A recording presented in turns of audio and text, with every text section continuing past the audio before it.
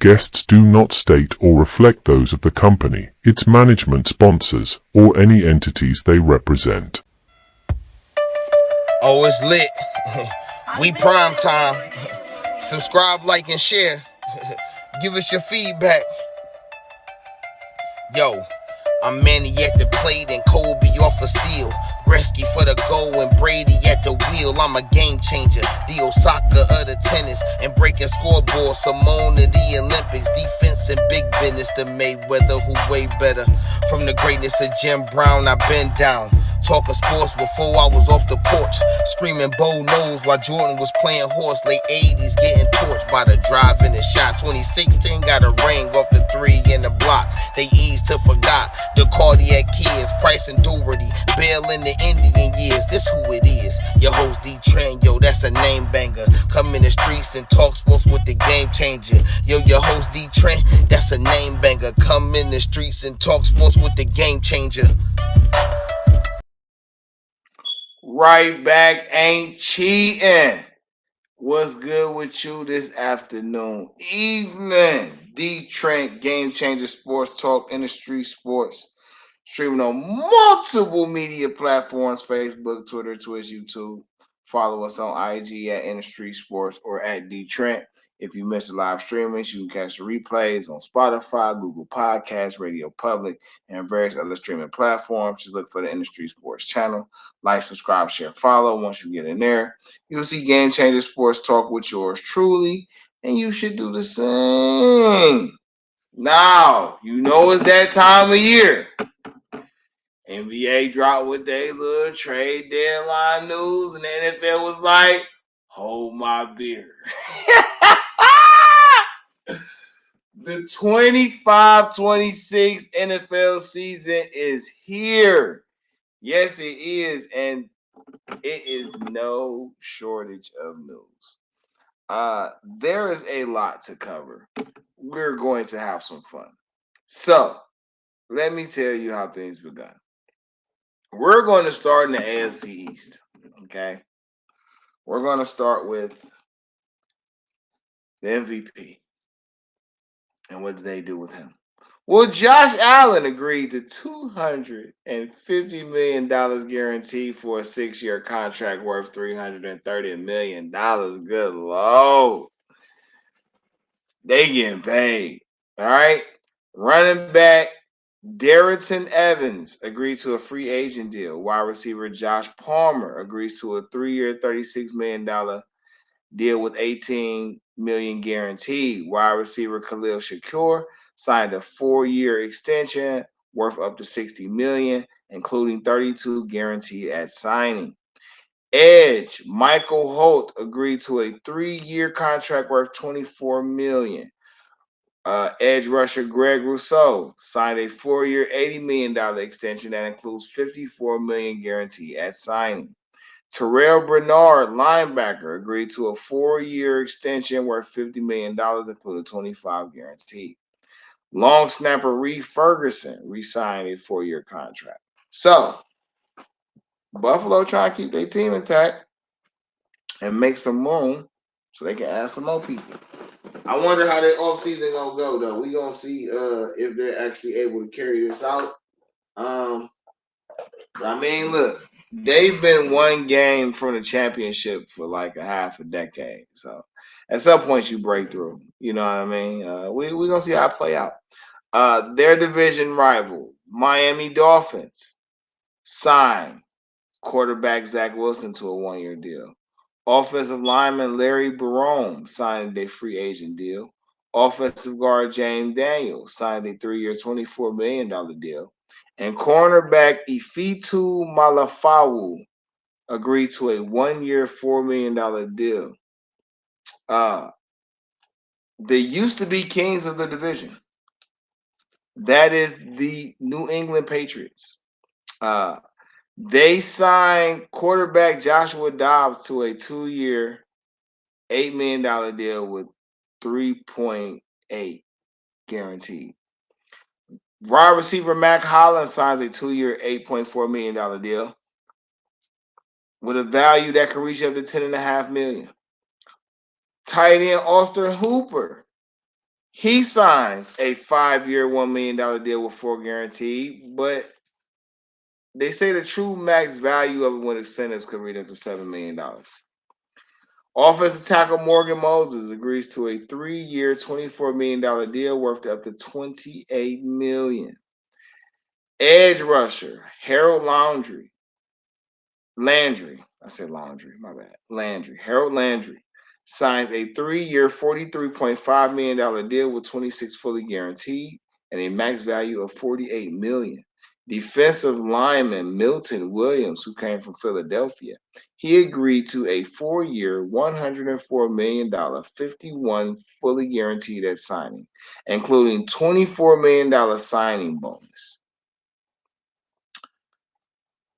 So that sounds like $104 million with 75 guaranteed. I mean, what that sound like is, yeah, 75 million up front for $104 million contract. All right.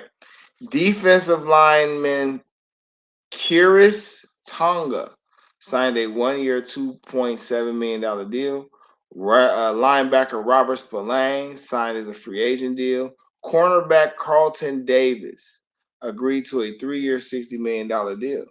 So Mike Vrabel goes back to his NFL alma mater, and he is making moves to get Landry, to get Spillane, to get Carlton Davis, to get Milton Williams. Hey, they feel like they got something. And now let's get to the last team in this division. All right, this team has been on an emotional roller coaster for quite a while. They got a new man in town now, Aaron Glenn, a former player of theirs. I like Aaron Glenn. He was the defensive coordinator over there with Detroit for the last couple years, and you see what Detroit has done. Now he gets a chance to run his own show.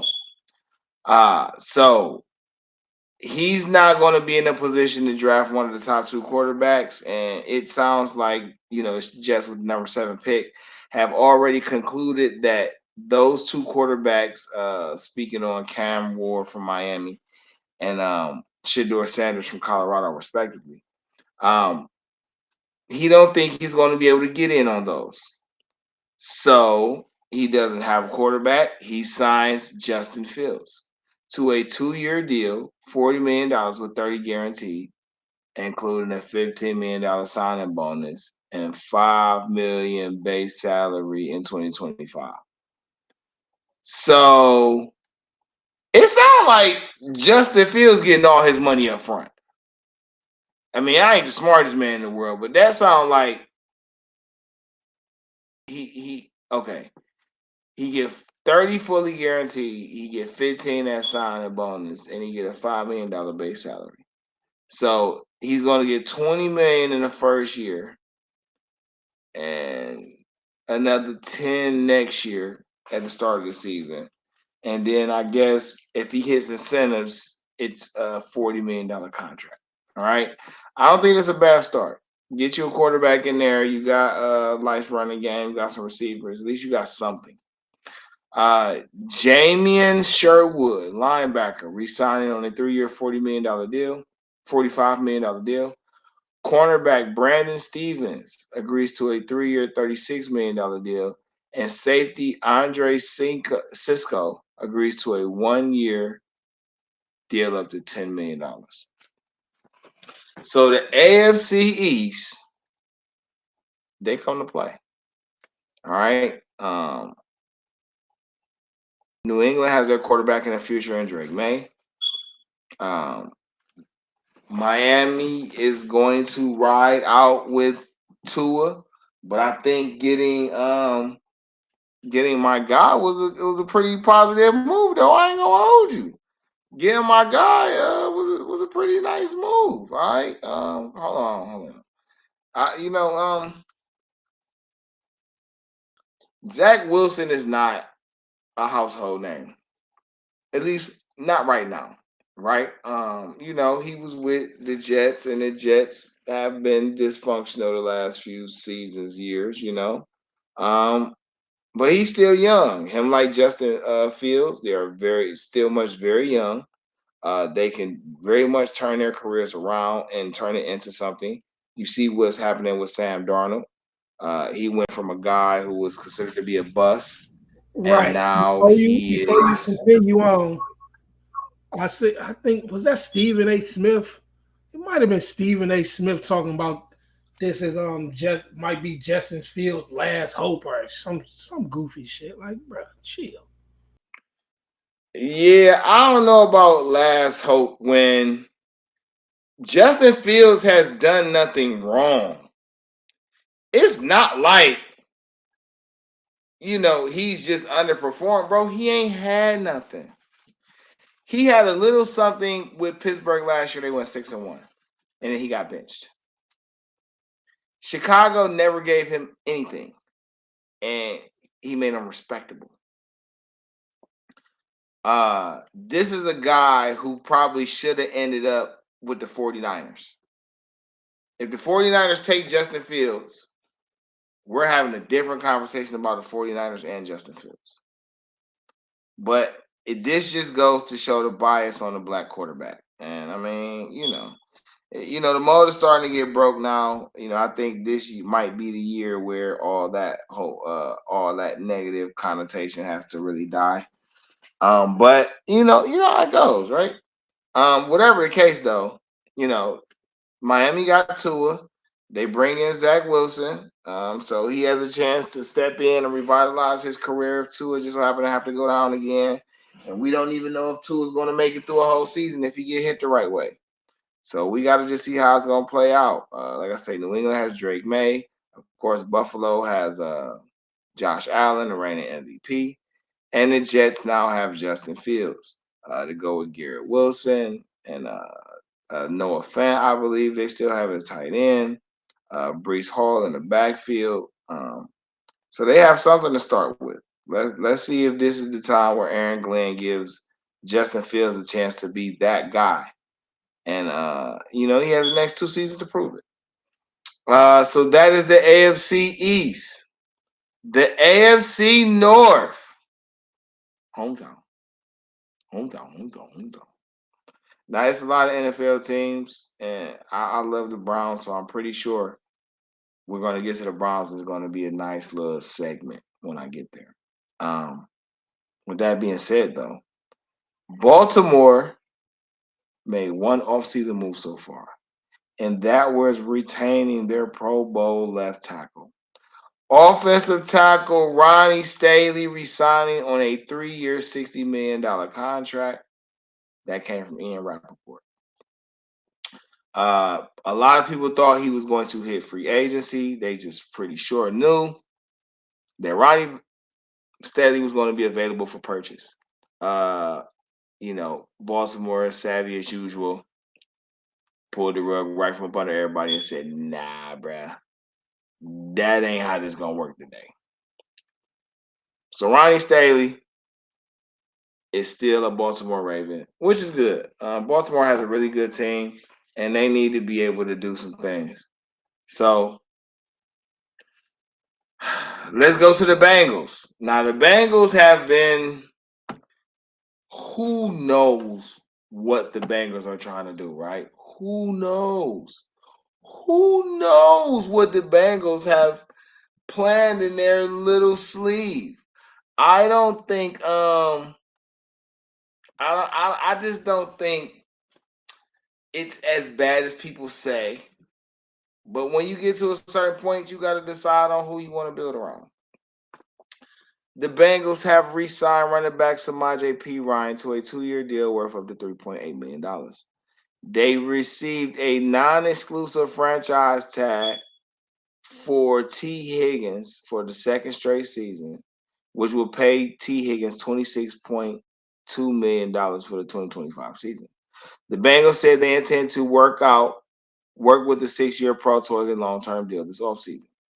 Tight end Mike Gesicki re-signs a 3-year deal worth up to $25.5 million, 12 guaranteed. Tight end Tanner Hudson re-signs on a 1-year contract. Offensive lineman Cody Ford re-signs on a 2-year deal.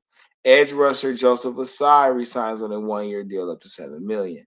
Defensive lineman B.J. Hill resigns on a 3-year, $33 million contract. Defensive lineman T.J. Slayton agrees to a 2-year, $15 million deal. Linebacker Owen Burks agrees to a 2-year, $5 million contract. And long snapper Cal Adamidis agrees to a 1-year contract extension. Again, these teams are rivals, I guess. Baltimore kind of owned the division the last few years, but we've been the only team that actually kicked their ass when it mattered. With that being said, the Browns have been much of the talk of the offseason. If it isn't for the fact that they underperformed last year and went 3-12, and let's just highlight that, right? How far have we come as a Cleveland Browns fan base where we can say legitimately that the Browns underachieved last year at 3-12? Like, I mean, for any long-term Browns fan, do you understand the rationale that comes with? They disappointed us. So the fact that we've had a team good enough to be disappointed about is a great step in the right direction, if I say so myself. Okay? That's how I would look at it. With that being said, number 2 pick in the draft. A team who always had owner input about almost everything they do and don't do. A regime who's often been criticized, I think 60-40, 65-35 is unfairly that they've been criticized. But I think even through all the things that you could point out, they've done an exceptional job with this team. They've done an exceptional job with this team. And I think, I really, really think that it's going to go very much in the right direction for them. So, first, let's talk about the moves that they actually made. The Cleveland Browns shocked the entire football world yesterday when they traded quarterback Dorian Finney-Smith and a 5th-round draft pick to acquire former 1st-round draft pick from the Steelers, who was released and then signed with Philadelphia and won a championship as a backup last year. Quarterback Kenny Pickett from Pittsburgh. Now, most people are probably going into pandemonium. Oh, they got Kenny Pickett on the Browns, they do. But let's talk about this. Kevin Stefanski is pretty good with quarterbacks. It hasn't worked out so far with Deshaun Watson, but they still own his rights. So get healthy, Deshaun, and we'll talk to you about whatever this is when you're actually healthy, mind, body, and soul to play football. All right? So that ends that. Dorian Finney-Smith, I said Dorian Finney-Smith, like this basketball. Dorian Thompson-Robinson has been with the Browns 3, almost 4 seasons, and he has not improved as a passer. At some point, you have to say that's dead weight. If you're going to have to restart your draft room, your quarterback room, and you know for a fact that you're taking a quarterback with your number 2 overall selection, you just need an experienced quarterback in the room. Kenny Pickett makes it a competition, but it shouldn't be a competition, right? But worst case scenario, if they have to ride the season with Kenny Pickett, this tells me that Stefanski believes that he can get the most out of Kenny Pickett for whatever our situation is. I have no reason to doubt Kevin Stefanski can do that. So with that being said, Kenny Pickett is the only quarterback on the Browns roster currently as of today, March 11th. The Browns at one point had given out the largest contract of guaranteed money to the most important position on the field.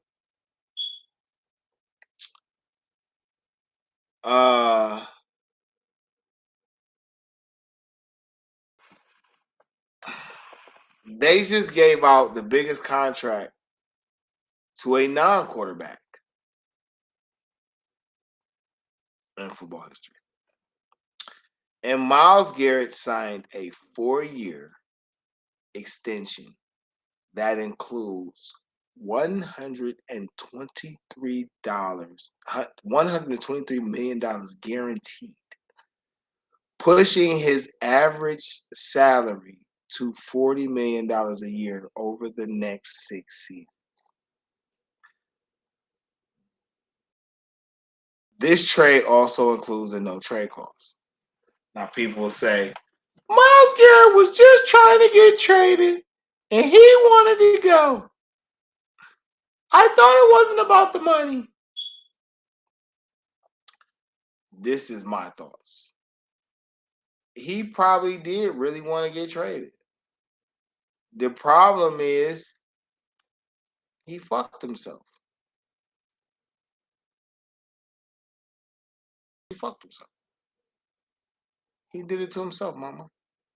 He really did. Had he kept it copacetic, he probably could have got what he wanted to get and probably could have got moved to a team. But when it first came out, I flat out said I wouldn't trade Myles Garrett. I don't give a fuck what you offer me. You don't have enough to get a Myles Garrett off my hands. And then when he started shaming and I started being open to the possibility of trading him, my intentions wasn't going to be to trade him this season. And the only way that I probably would is if the conversation started with 4 draft picks, which was your first and second round this year, your second round next year, and your first round the year following. That's how the conversation starts with Myles Garrett, that those items are guaranteed, unprotected, unrefutable. Then we can start getting into the players and money aspect of the deal. Right? But again, Cleveland had no desire to trade Myles. They said so. Everybody said so. And when you can't get where you want to go, what is the next best thing? You might as well get paid top dollar. You can't take 2 L's. You can't not get traded where you not want to be traded and not get paid what you're worth. Like, who takes 2 L's? Listen, if I'm gonna get traded to where I want to be, then I'm not tripping on not being the highest paid in this organization. But if I'm not gonna be able to go where I want to go, you got to at least pay me to not give a fuck that much. Some people, oh, that's weird. You ain't a man. That is reality. That is life. That is how it works. I'm glad Miles stayed, but I'm gonna tell you right now, Miles, I don't feel like that weird ass shit you did. I feel like it was weird. You know what I'm saying? I felt like the way you went about it showed why you're not considered a leader. And I don't think you understand for how talented you are, how not being considered remotely as a possible leader. I don't get how you don't see how that's a tarnish on a blemish on your resume. But everybody's ideal of success and what's value is different. So if he's happy, I have no reason not to love it. Right? So with these 2 things going on for the Browns, this is what this tells me. Oh, Nick Chubb, they let go. Well, they didn't let Nick Chubb go. They told Nick Chubb that he could test the market, which makes sense. Nick Chubb deserves the right to test the market. Um, but a report came out that Miles said upon his returning that he wanted Nick Chubb to be locked in long term. So we'll see how the Browns play that out. But it wouldn't shock me if Nick Chubb returns. It's just I didn't see it as disrespect to let Nick Chubb do what he want to do. I felt like Nick Chubb earned the right to pick where he wants to go without restriction and without confrontation. And even though it may not presented it in a way where people could digest it easily, it was still the point of emphasis. Like he can choose his own destiny. He's earned that right. I don't think Miles has earned that right yet, but Nick Chubb has. What you got to say, Brad? What you got? Only place I want to see not Miles, but Chubb is at home in Georgia with the Falcons. Other than No. that, I love to see him down there. But other than that, man, Browns match whatever and keep him a Brown. I gave you a Brad. I don't know if you've seen the rumor that was on the Football Forever page about the Browns getting Brandon Ayuk for George Newsom and day 3 picks, all our day 3 picks. I seen that somebody said they was having a conversation about it. So let's get into the Browns and team building. As I said before I got here, it was we probably gonna spend a little second talking about these Browns as I go. Okay. Let's first lay out the foundation. This is what I think specifically this means for the Browns. The Kenny Pickett acquisition tells me that they're picking a quarterback at 2. Every report from the time the Senior Bowl and East Wine Shrine games then came on up to this point of post combine and the start of the new NFL season, everything has said the Browns are looking at quarterbacks. They said that they were cool with either quarterback. I've always said that Tennessee will probably try to draft Shador at 1. Even though every report says that they're not. I said that from the jump. If they're going to take a quarterback, they're going to take Shador at 1. And the Browns will end up getting Cam Ward. But I genuinely believe Shador Sanders fits exactly the type of quarterback that Kevin Stefanski wants to run his system. So they're taking a quarterback at 2. I believe the Myles Garrett signing lets me know that they're going to build the defense through free agency. Before you move on, Makes sense to me.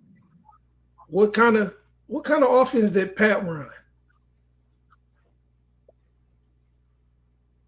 What you mean? Pat Sherman. Because that's who been at Colorado the last year, right? They OC. He the OC at Colorado, right? Pat Sherman. Okay, so Shermer runs like a 3 receiver set single back type of shits.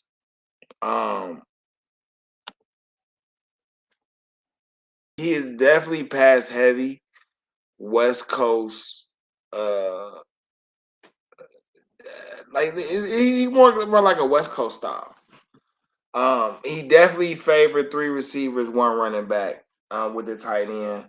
The tight end is not featured in his offense. That's why the 3rd receiver is there. The tight end is more of an outlet guy in his offense. Usually with his teams, you don't see a lot of dynamic tight ends, but they'll have a couple few receivers and a nice running back. So him coming from that type of offense helping with Kevin Stefanski's offense because his offense is predicated on throwing to the open receiver. It's not necessarily the read of, but it's who's open at the time. And what Kevin Stefanski's offense is, right? His offense is throw it to the guy that's open. If you know how to play the quarterback position, you know how this works. You only got about 3 seconds, 2.5, 3 seconds. You should know who's going to possibly be open by the time the ball is hyped. And you should know how to hit a receiver early enough for them to make a play after the catch. This is stuff that Shador does. I feel like he will fit here perfectly. Cam Ward is physically fit for the division with the same arm talent, if not stronger arm talent.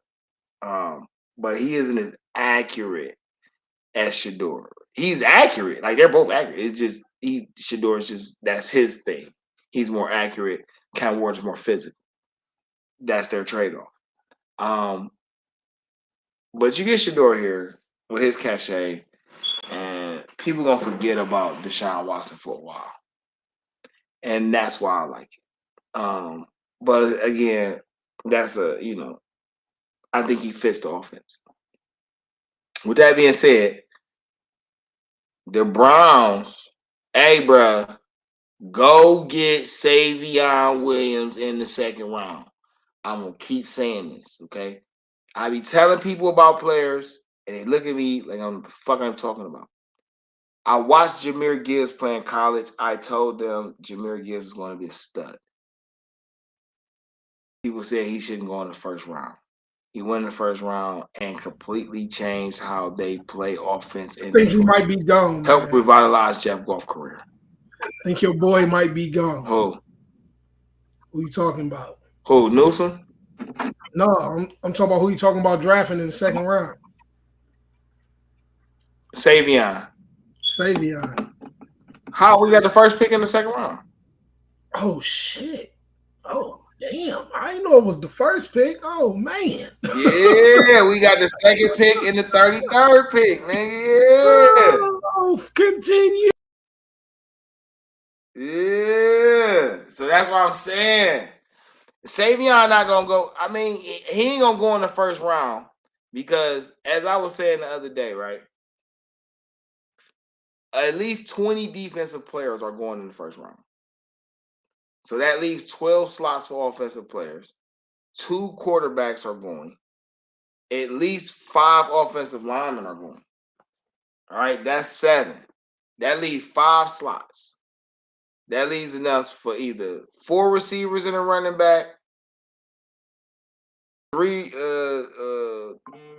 receivers, 2 running backs. I don't see no more than 2 running backs going in the first round, right? Genty is a first round talent at running back, but they put him at Maurice Jones-Drew type of size, and he's not as big as Maurice Jones-Drew. They view him more as a scat back than a traditional 3-down back, even though he has 3-down back talent. So he's going to be an ideal pick for the first 10 picks in the second round. Omarion Hampton, the running back from North Carolina, is viewed as the most complete back in the draft, size and skill-wise. With the teams that's at the back end of the draft, somebody might take a running back. But when it comes to receivers, Luther Burton III is going in the first round. Matthew Golden. Luther Burton is from Missouri. Matthew Golden is from Texas. They're both going in the first round. They keep talking about this McMillan cat from Arizona. I don't think he is an early first round pick. I don't think he a first round pick. I think he's a second round pick. But they keep talking like he going in the first round. So that's 3. Emeka Ibuka definitely going in the first round. That's 4. We ain't even talked about the tight ends. So you got Ty Warren from Penn State, and then you got Lovelace from what's that, UCLA, I think. Right? Both of them is considered first round tight ends. All right. You only got about 12 slots for offensive players. 5 offensive linemen, 2 quarterbacks, 2 running backs. I just reeled off 2 tight ends, and 3 receivers. All right. We ain't even got to the other household names that we know yet on the offensive end from college. Them just the ones up there right now. It's only 32 picks in the first round. So the Browns had pick 33. At pick 33, they will have their option of offensive weapons to pair with their quarterback. Why not give him the 6'5" guy who could play running back and quarter and receiver? Give him the athletic guy, the guy who's a freak of nature. That's the type of guys you need at your number one. Get your own version of DK Metcalf, right? Why trade for a DK Metcalf when you could draft one? You got Njoku down there, freak of nature. And then Jerry Jeudy is a nice compliment to them both. And you still got Tillman. So now you telling me that you're going to get Shador Sanders, a 6'3" Tillman, a 6'4" Williams, a 6'4" Njoku, 6'3", 6'4" Njoku, a 6'1" Jeudy as his starting weapons with a Jerome Ford in the back. Yeah. Yeah, that's all right. You could do worse. You could do a lot worse. So that's what I would like them to do at 33. Then, they probably get some, I think, second round started to get compensatories in second rounds. So I think their next pick is, or I think they flip-flop because they had the first pick in the second round. They had the second pick in the first round. They get the first pick in the second round. And I think they get the third or fourth pick in the third round to even it out for the top picks, getting top picks in each round. So, in that third round, you got to get another weapon. I think this the ideal spot to get a run. Now, I ain't gonna lie. The second and third round, the second round gonna come off with a lot of offensive weapons. See, just like I think I believe 20 defensive players going in the first round. I think 20 to 25 offensive players will go in the second round. So the Browns may have to trade back up into the second round if they view a guy. Now, don't get me wrong. It is some defensive tackles and defensive linebackers and edge rushers in that second round. A couple, mostly front seven guys. There may be 2, maybe 4 defensive backs that are second round worthy. And that number may increase because maybe a defensive back or 2 slips to the second round because maybe an offensive guy goes ahead of him. Like, you know what I'm saying? Like, maybe it's a 2-3 position trade-off from defense and offense as a carryover to the second round, which is why I say somewhere between 20 and 25 players may go in the second round from the offensive side because it's a lot of them.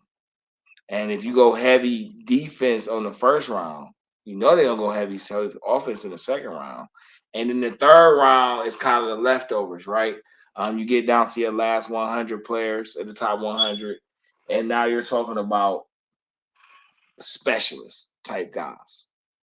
This guy really has a high motor, is a great pass rusher, is a great tackler, or is a great, pass deflector or a great high point. Like, you get to those type of guys right there in the third round. So, your Quinshon Judkins, your Jack Sawyers, your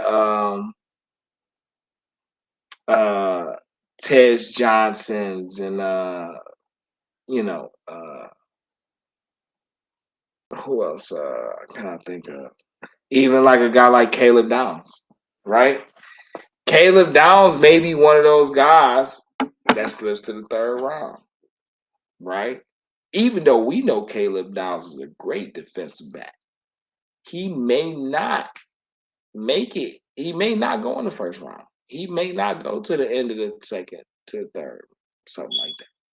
So I'm just saying the Browns, Shador is the first pick.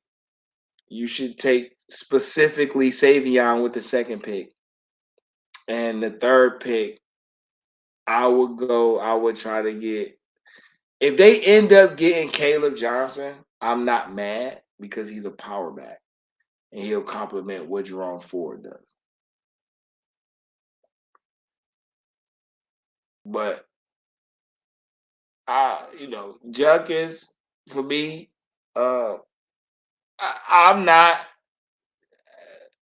out for Travion. If they was to draft him, though, I wouldn't be upset because the speed that he would bring to the offense with his ability to catch out of the backfield to go with Jerome Ford will legitimize having a running back out of by committee. But I just think the guy that plays alongside Jerome Ford should have number one running back talent. He should be a guy who could hold the position down long term. Especially to go with your quarterback. Now maybe they go tight end. Maybe it's a 2 tight end thing for him.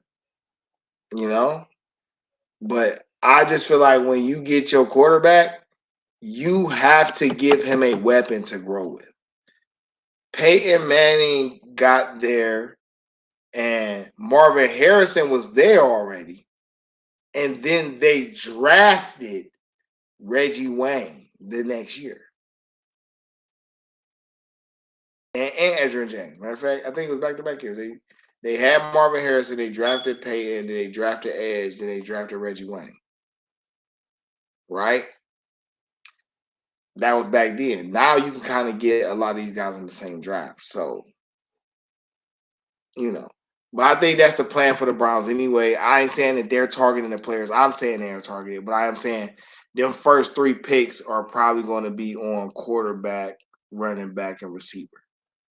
That I do know for sure. I'm willing to bet on that. The defense, they're going to pick it up in free agency. Bro was just talking about trading for Brandon Ayuk. Again,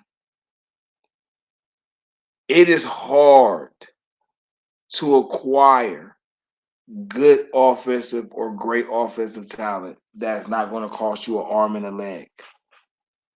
You use your top picks in the draft to buy ticket sellers. Bottom line, Myles Garrett is the number 1 defensive player, and he went because he is a ticket seller. People will pay good money to see him destroy quarterbacks because of how quick and effectively he gets to the quarterback. But most of these guys are usually offensive guys. Shador Sanders is a ticket seller. He's a ticket seller. And he could play. And he's always played under lights and scrutiny. That is a skill you just don't learn overnight. That is a talent. Getting the number ones, they're gonna be straight, man. The defense, they let go of Dalvin Thomason, which makes sense. Which tells me that they eye a defensive tackle in the 3rd or 4th round that they want to acquire. They still got Mike Hall down there, Mike Hall Jr. down there. I think he could be something. Maybe they re-sign Siaki Ika. He turns into something. Maybe they get Javon Hargrave to come over here if he ain't already been signed. I ain't finished the free agency list, so I don't know. If he ain't already been signed, right? Maybe they find a nice little stopgap, but I think the plan is for the Browns and Kevin Stefanski he's going to get the team he wants. So he already has stars that he inherited, and now he gets a chance to put his tomorrow stars with his today stars. And being that the Browns need a quarterback, a running back, and a receiver as a number 1, Why not take this draft to acquire those players? I'm gonna tell you though, the type of talent that you want to put around Shador, right? Because when you watch him in college, and yes, I am convinced they're gonna get Shador. I told y'all though, I think he possibly could go number one in Tennessee, but I genuinely believe Tennessee is one of those teams that Deion was like, nah, bro, my son ain't going there. You know what I'm saying? I don't want to make no spectacle of it. We just gonna have that conversation because not too long after he had that talk, the Titans came out and said they're not passing on any generational talents. So if I'm a betting man, going with what I know, Travis Hunter goes first. They could take Abdul Carter. Abdul Carter could go first. I just don't think he will. I think, yeah, Travis Hunter goes number one in Tennessee, and Shador goes two to the Browns. Cam will go 3 to the Giants.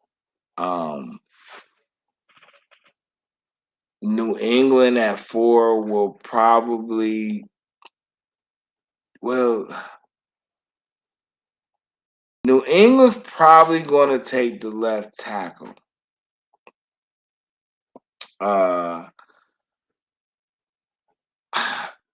Most likely it'll probably be, what's his name, Will Johnson. Let me make sure I accurately say my guy's name. I want to say his name on my other phone now. Yeah, I want to say his name, Will Johnson, offensive tackle. They say got the short arms.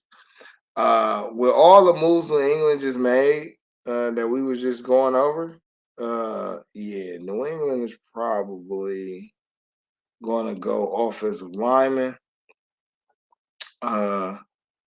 because I don't think they'll take a running back that high. I don't think they're going to take the defensive tackle because they just signed Milton Williams. Like I said, they just signed multiple defensive players, and they didn't really get no stellar offensive players. So unless they take a receiver that high, which I don't think no receiver is going that high, they're probably going to go. They're probably going to go offensive tackle at 4, and then that leaves Jacksonville at 5. Jacksonville most likely is going to go with the defensive tackle to go with their Josh Allen, their linebacker. And then is it the Raiders at 6? And with what the Raiders doing, look, they just acquired Geno Smith. The Raiders could take Genty, bro. I think Genty could go to the Raiders at 6. But the Raiders might take the other offensive lineman that's up there too, though. That's what I'm supposed to do. Grab on the phone. They could take that other offensive lineman. Hold on, let me get these prospects information right quick, so I can speak with a little more fluidity and shit. Yeah, there we go. All right, best available player. All right, so Will Campbell. Not Will Johnson, Will Campbell. That's the 6'6", 320 offensive tackle from LSU, right? And then you got Josh Simmons, the offensive tackle from O State, right? And then it was the one guy, Mimbo, Armand Mimbo. And he's the 6'3". He's probably going to move to guard, though. 6'3", 314, but I think he got a really long arm span, right?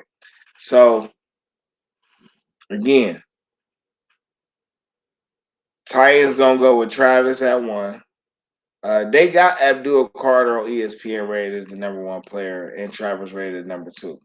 But Abdul said something about a foot injury. Oh yeah, I skip him with Jacksonville.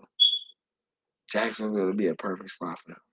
I'm glad I'm looking at it now, and I'm actually getting that instead of doing it off memory. Okay, so Tennessee probably gonna go Travis at 1. Browns gonna go Shador at 2. The Giants gonna take Cam at 3. Um, Will Campbell is gonna go to 4 at New England. Jacksonville is gonna take Abdul Carter. And then the Raiders just got Geno Smith. Who else did the Raiders acquire? Let's shoot down to the Raiders right quick. Let's go to the AFC. I don't know if I ain't hear. Did you talk about the linebacker that the Browns got? I might have missed it. No, I ain't elaborated on no other transactions on the Browns yet. Okay. I ain't even did that yet. I ain't even got past their draft position and what they gonna do with the draft and the offense. That's kind of where I got hesitant at. So the Raiders, they acquired Geno Smith in a trade with the Seahawks for a 2025 third round pick. They signed offensive guard Alex Kappa to a 2-year, $11 million deal. They re-signed Max Crosby to a 3-year extension worth $106,091,000 guaranteed. They re-signed Edge Malcolm Kuntz to a 1-year, $12 million deal. They re-signed defensive lineman Adam Butler to a 3-year, $16 million deal with 11 guaranteed. They signed safety Jeremy Chin with a 2-year deal worth $16 million. And Isaiah Polo Mawo, a safety, got a 2-year, $8 million deal. So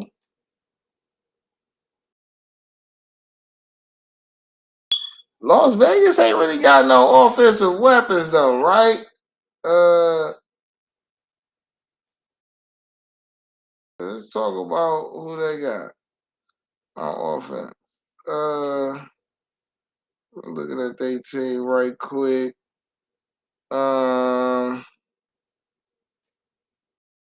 Okay. So, and they got Desmond Ritter over there. Who they got at receiver?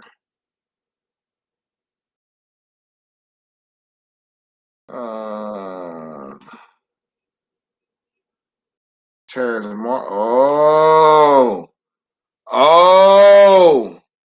Okay. Now that I'm looking at this, oh yeah, our first offensive weapon going there. Well, I guess Shador. Travis is a 2-way player though, so it's hard to count him on either just one side of the ball. Travis at 1, Shador at 2, Cam at 3, Will Campbell at 4, Abdul Carter at 5. And then, bro, I ain't gonna lie.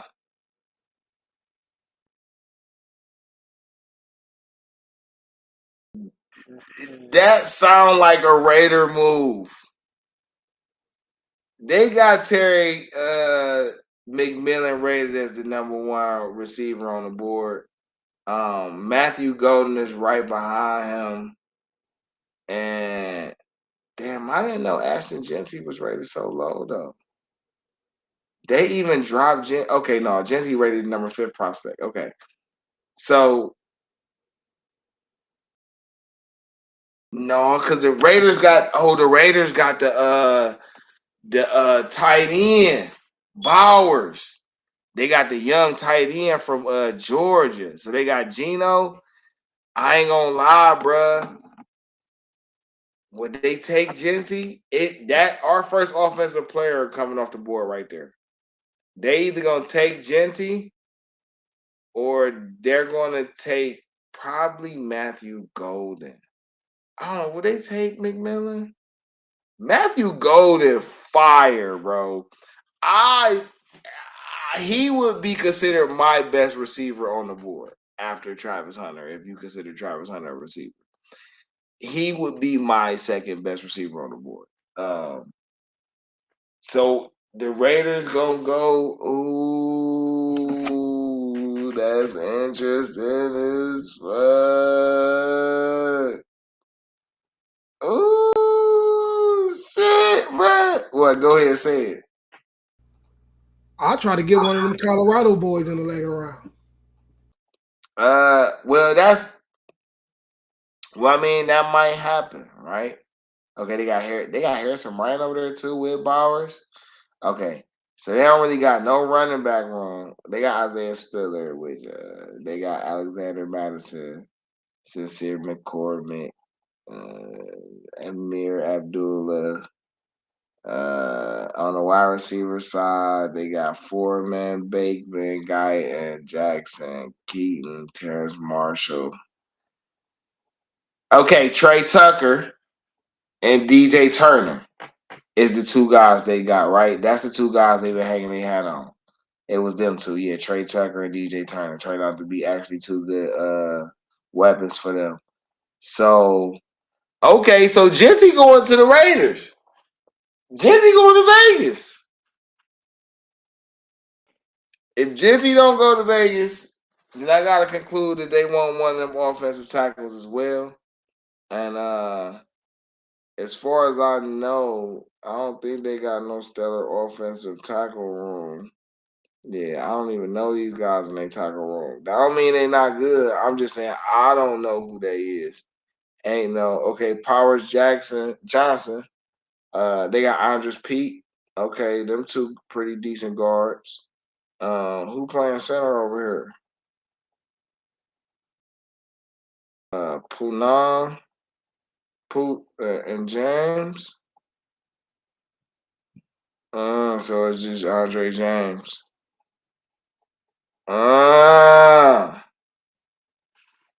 Okay, so you got a tight end, you got two receivers that you believe in, you just got a quarterback you traded for. I ain't gonna lie, man, the Raiders probably gonna go they probably gonna go offensive tackle. Yeah, bro, I ain't gonna hold you. They probably gonna take the other offensive tackle.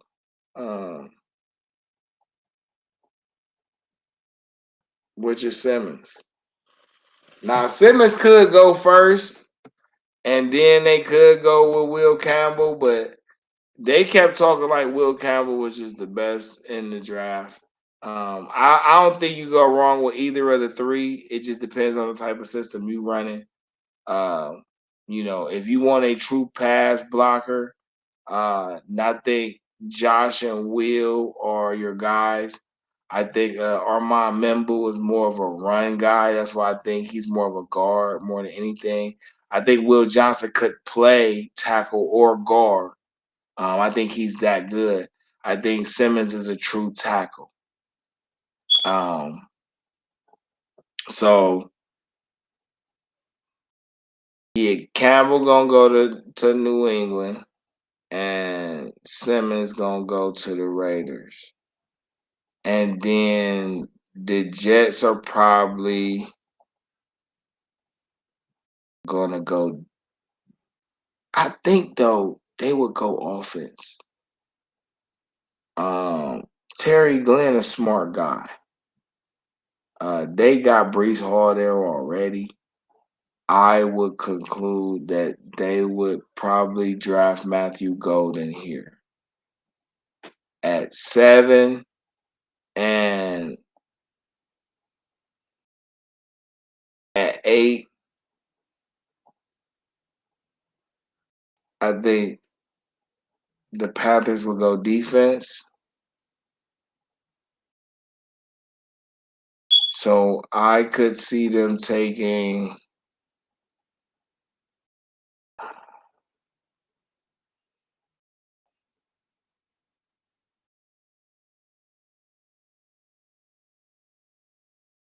I ain't gonna lie, they probably gonna take a defensive back.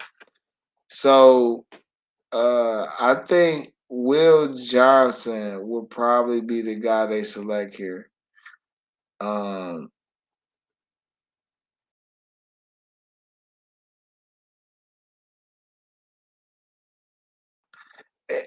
I mean, they could go edge though. I mean, you got Walker and Mikael Williams sitting there. I don't see how you pass them.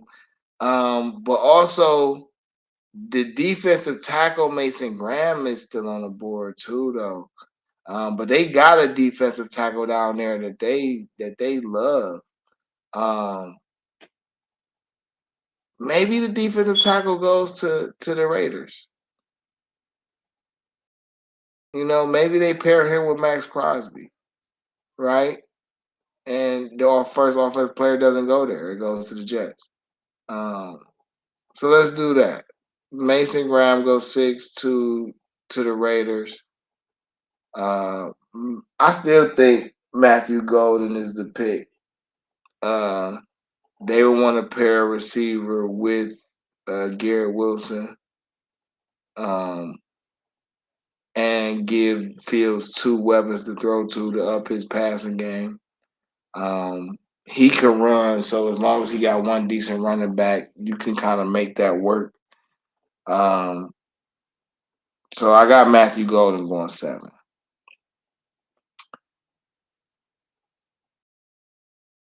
You know what? This receiver probably gonna go 8. That Terrero McMillan, he probably gonna go 8 for sure. And then the Saints definitely going defense. So either Mikael Williams or Walker gonna go there at 9.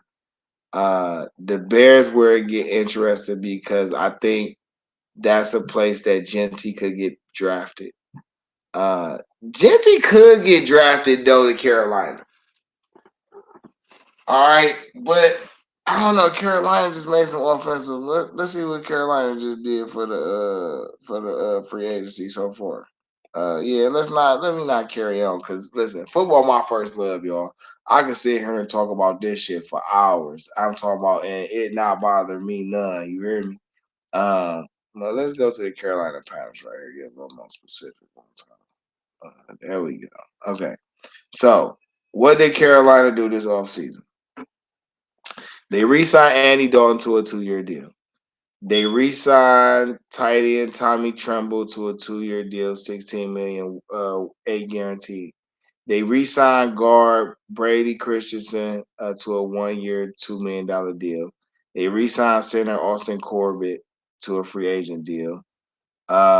Edge Patrick Jones II to a 2-year deal worth up to $20 million. Defensive lineman Tershot Wharton, a 3-year deal up to $54 million. Nose tackle Bobby Brown, 3-year deal, $21 million. Max value $27 million. They re-signed cornerback J.C. Horn, a 4-year deal worth up to $170 million guaranteed. They re-signed cornerback Mike Jackson. Or they agreed to terms with Mike Jackson. They signed Trevon Moehrig, 3-year, $51 million deal, worth up to 60, and they re-signed a punter. So, yeah, they definitely going offense for sure. Carolina's going offense for sure. They definitely drafting one of these players. So them two. So Carolina though might go with Ty Warren though.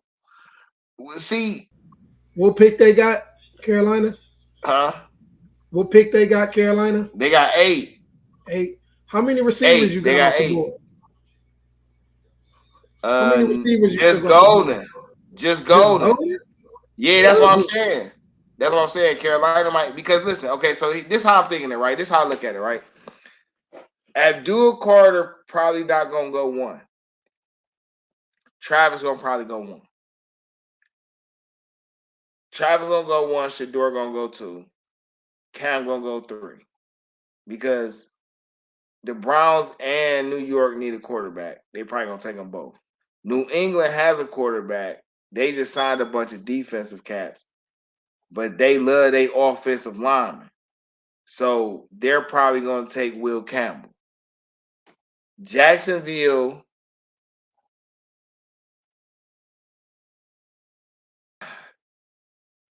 I was up in the air about Jacksonville. I definitely think though.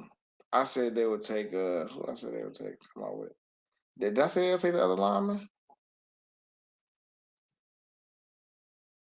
No. Jacksonville probably gonna take. Oh, Abdul Carter. That's what I said. They gonna take Abdul Carter because he's gonna be still on the board. So they gonna end up taking Abdul Carter. Then the Raiders, I thought would take an offensive player, but I could see them taking Max Graham because he's the best player on the board, and it's Pete Carroll drafting. So I don't see him passing up the best player on the board. And especially in the offense where he got Geno, he got Bowers, he got Trey Turner, he got DJ Turner. I mean Trey Tucker and DJ Turner. Like he probably make another move. Um, so the first offensive player actually skill position comes off at 7. And I don't think the Jets is going to take a running back because they got Priest Hall and they got Justin Fields. They're going to want to give Justin Fields weapons. Now I can see them taking the left tackle because they don't got Becton no more. But I could also see them taking Matthew Golden to pair with Garrett Wilson to go with Justin Fields and Brees Hall. And I think they still got Noah Fant at tight end as well. So that's why I think the first receiver comes off there. Then you get to Carolina at 8. I don't think Carolina would draft What you think Genty. about Jaden Higgins though from Iowa State? He not better than okay. Let me not say it like that. I don't feel like what I see from him is better than what I see from Matthew Golden, Abuka. He could make a case for McMillan, but McMillan lightweight kind of fire though. I just don't think he the best receiver on the board. Um, and you not better than Abuka. All right, you not better than Ty Warren, and that's a tight end. You could make a case for Lovelace. You can make a case for Lovelace, but then I don't see you as a better offensive talent than Genty. I don't see you as a better offensive talent than Omarion Hampton. I don't see you as a better talent than Savion Williams, and I got Savion in the second. So I like Jada Higgins, and I think he's one of those players that's going to go in that offensive rush that goes in the second round, probably somewhere between picks like 7 and 18 or 22 in the second round, but I don't believe he's going to go number 1 or even in the top 20. It's kind of hard for me seeing that.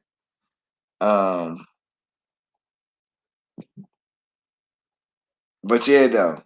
So yeah, Carolina probably gonna go ahead and they probably gonna take McMillan though. Or I don't know, man. Ty Warren seemed like he'd go fire in Carolina though. For a team that had Olsen, I ain't gonna lie, man. I'm gonna slide Ty Warren right there, bro. Yeah, we going Travis Shador, Cam, Campbell, Carter, Graham, Golden, Warren.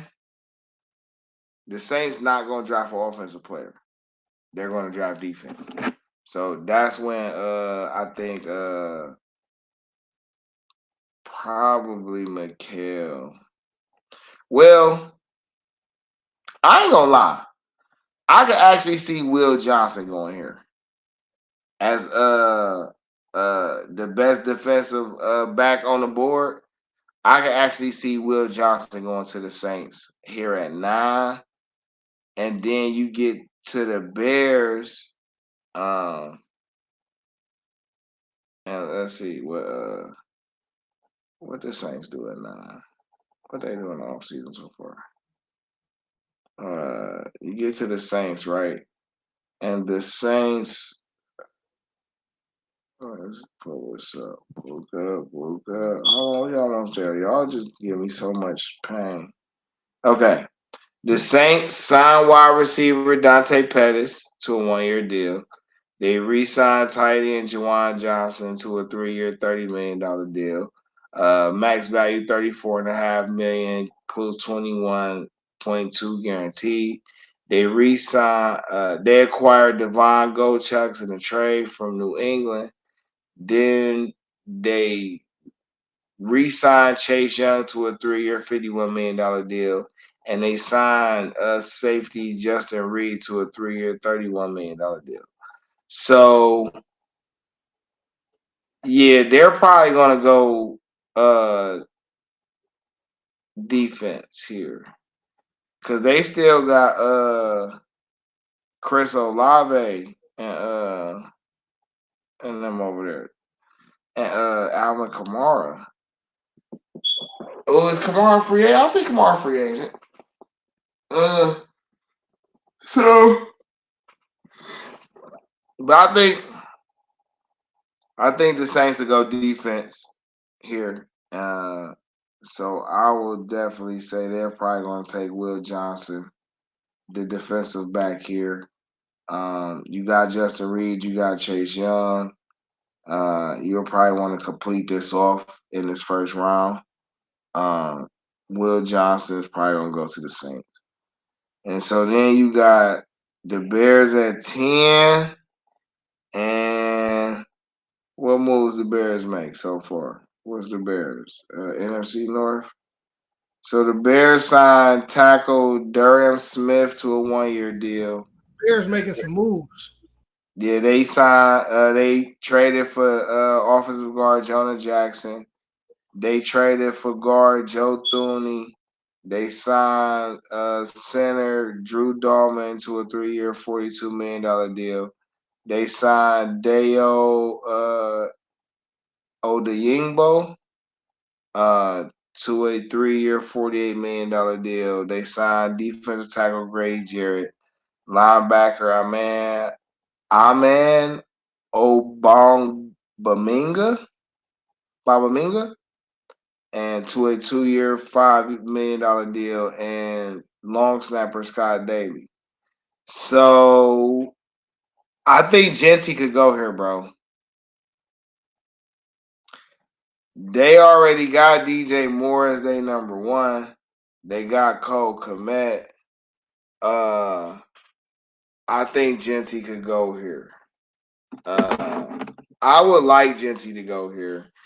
But also, I could see the understanding of we need another receiver.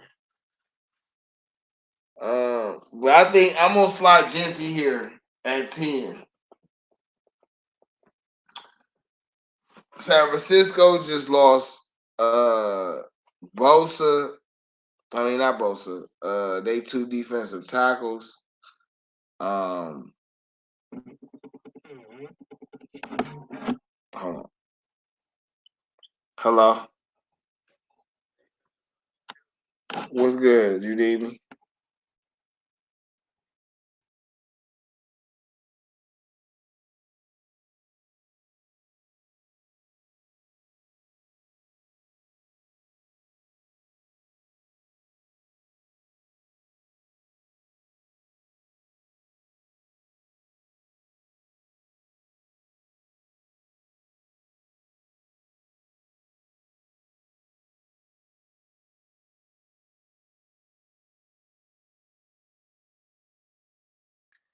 Hey, hold on, bro. I need to go grab something right quick. Yeah.